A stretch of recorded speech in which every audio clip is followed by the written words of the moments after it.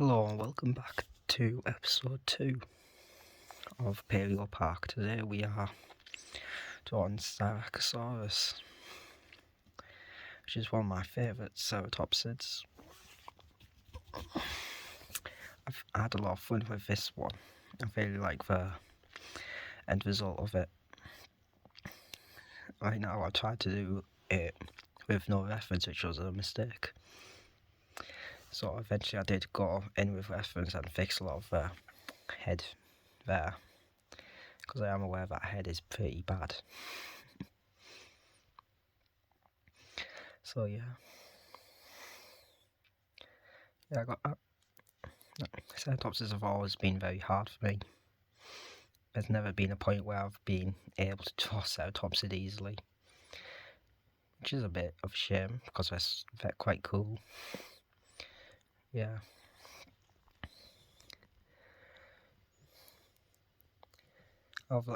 Last time we do Styracosaurus, and I've like the Styraco and the Sino. I definitely prefer the Styraco. It's a lot more, its final colours are a lot more wild than the kind of naturalistic-esque vibe of Styracosaurus, so I'm gonna change my eye later. I'm gonna change pretty much the entire head later, so sounds some speculative quills there.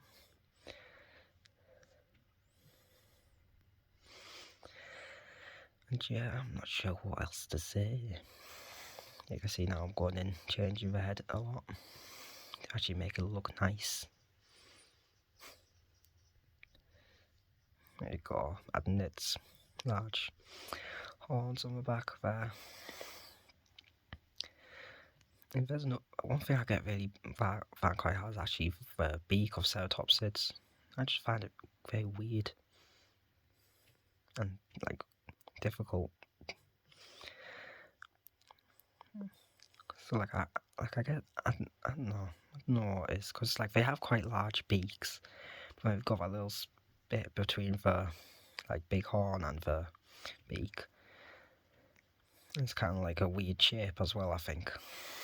See if I'm just deleting the legs now, it's just a flying sausage. Give them much longer legs than I would have had. I'm going to change that first before I do that. Now fixing up the feet.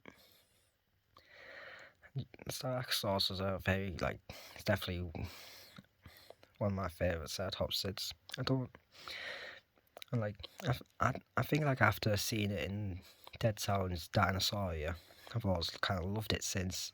Before that I was just kind of like another ceratopsid, but yeah. I'm quite happy I picked it for this project. And this one took longer.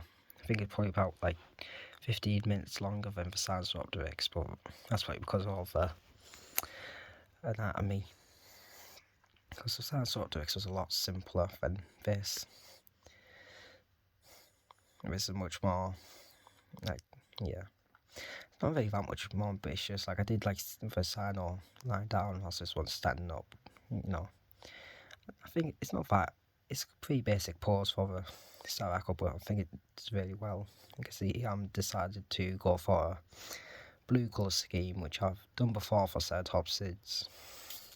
I did it once, which was for Pachyrhinosaurus, which before Styracosaurus was my favourite ceratopsid I'd do, but I'm not sure if it still is. I still really like it, but I'm not sure if Styraco is better or not. Might be.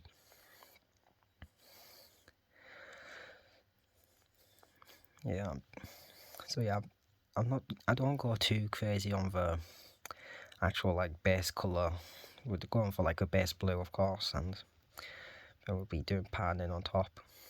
The padding is crazy and very cool in my opinion, but the actual base colour isn't that crazy. I'm just adding a little orange beak, that nice like turquoise eye. What's more cyan actually, isn't it? Cyan turquoise. And yeah.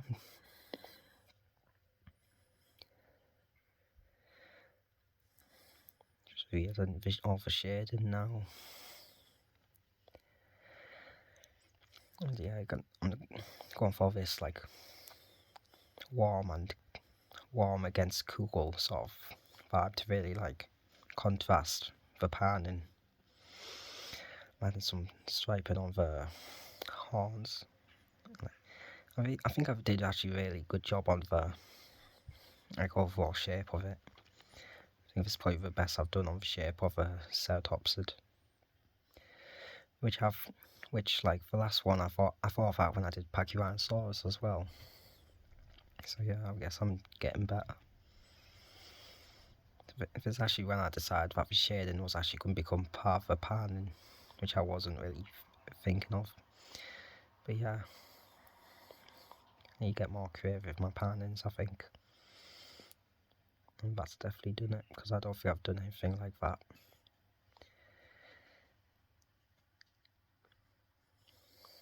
I'm just making the stripes a bit more. Yeah. Thinking about move on to there you go. Nice red horns. Gonna move on to the final version in a second. There's a lot of stuff going on in this final version, so this is why it took. There's definitely another reason why the Styracosaurus is longer than Styracosaurus. And yeah, you can see I'm not going too crazy for blue. That goes like sort of indigo, I think, colouring. Yeah, I think I really like how it has kind of like three patterns going on. It's got the darker blue, it's got the orange stripes on the back and legs, then it's got, of course, fill pattern. It's even got the actual horn patterns, so it's got kind of four.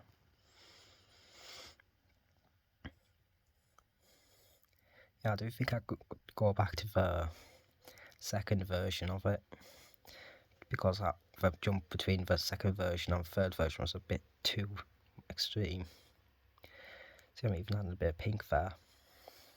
It's kind of like, if you know, like Snorker below Xeon have a ice warp has like kind of a heat hot on that uses to blow through the ice. That's kind of like the same thing here. That's like kind of the idea I had in my head, like he's kind of looks like it's on fire. It's really cool. Yeah, there you go. I'm going back, making it look more like pans and a bit of red. That's something I'm very good at adding, making it look like they kind of fight each other. And we're finally just touching up with the final little bits.